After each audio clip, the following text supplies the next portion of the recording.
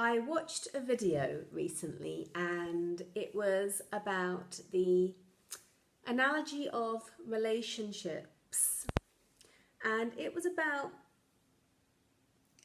how many of us just don't feel filled up in ourselves. And that's because on some level there's a disconnect, an empty feeling, and we're looking to fill that void externally. But, it doesn't exist, because whatever we're looking out to is, in effect, a reflection and mirror of ourselves. And at some level, we are already okay and complete. But we forget this. We forget a part of ourselves. And we forget that we're interdependent. So it's that relationship separation between our body self and our spirit self. And if we think of our body as the spirit and we think of our fingers as the soul, like extensions out, we can realize that we're all interconnected and that we're not separated. But most of us look out for an external orientation. For example, how's my day going? Well, it depends on the weather. Or I feel really lonely and I wish somebody could give me a cuddle right now. And that's dependent on whether we're with somebody or not, whether we feel lonely or not, and whether we're able to give ourselves that cuddle or not. Some people may measure their success on their wealth and, be checking their bank balance and what their income is. So many spiritual teachers will say, stop looking out and turn within. That we don't need any other to give us what we already thought we didn't have. As we're all connected and we have it all the time at our soul level, that we are complete. But when we don't feel complete, we're masking with our limiting beliefs. We don't like to look within because it's painful. And because we see the wounds that caused us to look the way we do, the wounds that caused us to stress, and the wounds that caused us to grey prematurely, to gain that weight, to be underweight. Your wounds, your child wounds, your past life wounds, your genetic, generational, imprinted wounds that weren't resolved in previous generations that have come through to you. Whatever the wounds are, they're there when you look within. And that's facing yourself and your shadows. So when we meet others, it's a different perspective of ourself within. And ego doesn't want us to look behind that curtain. It doesn't want us to look inside of ourselves. Look at our own darkness. It wants us to keep just sidetracking and just distracting with work and distracting with people and distracting with material things and distracting through the biggest addiction that everybody has. And to me, what I read, the biggest addiction out there is addiction to other people.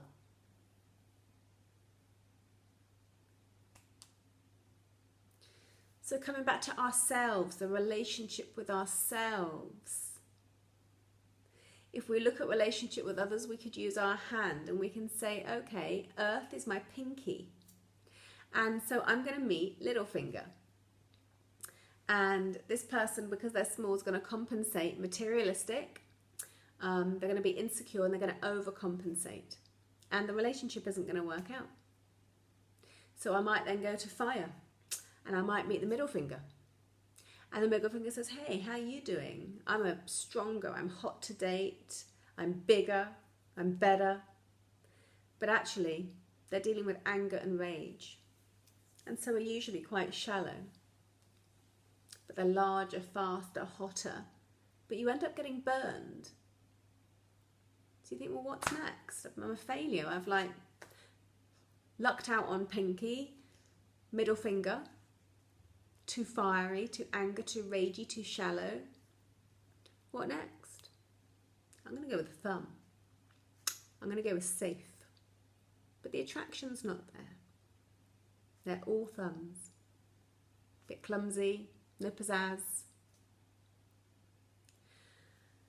And so you think, well, what am I going to do? You go, wait, there's more. I haven't met ring finger. Not too small, not too large, not too cool, not too hot, not too clumsy. And this one's willing to commit. Ta-da! I've met him, my one and only. Good balance. But it's still a finger. But in this life, that's the one to go for. And the ring finger says, I will give you something that I cannot give to you, to fill something I cannot fill. Would you take me? I do. And that sounds crazy, doesn't it? Because we're offering to give someone something that we can't give, and we're offering to fill something that we can't fill because we're already full, we're already complete. We can't give anybody anything because we've already got it. So it's a fake analogy, really. It's a holographic state.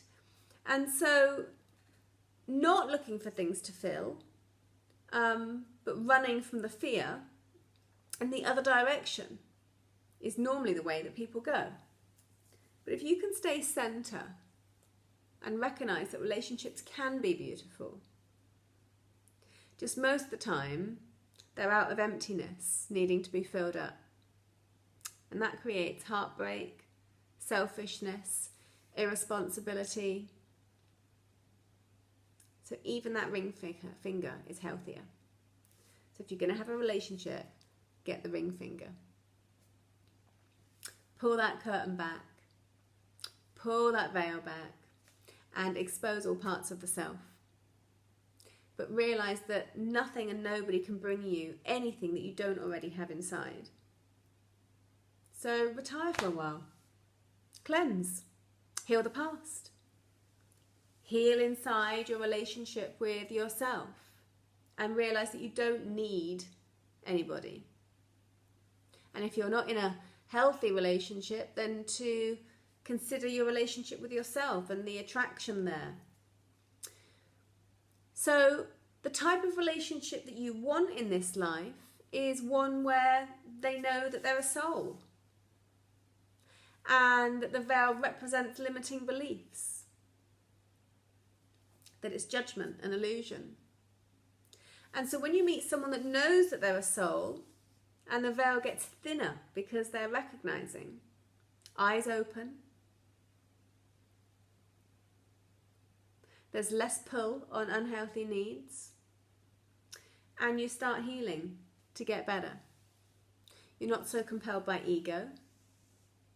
And the fingers are still there, but there's more awareness of the interrelationship and the mirroring of each other. So being able to handle and manage the triggers that may come up and the discomforts that may come up. Because in a relationship, the easy part is saying that you want to be together, and the easy part is seeing each other and being with each other. The hard part of the relationship, the challenging part, is actually staying together and working through those problems as a team and moving through all the challenges that come in of you being you and me being me, and two separate stories, two separate entities that are actually interrelated, mirroring each other and showing up parts of each other throughout. That's the challenge in the relationship. You've got to work through that as a team and know that you can be bigger than any problem if you choose to be.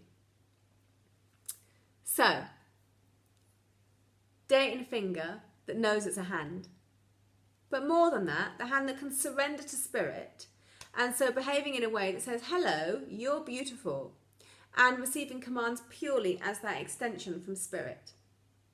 Not ego, not putting down, not judging, not criticising, not being judgmental, but being able to behave to that extension that they've met and say, You are beautiful. I behave to you with love, compassion, empathy, care, honesty, truth, and openness.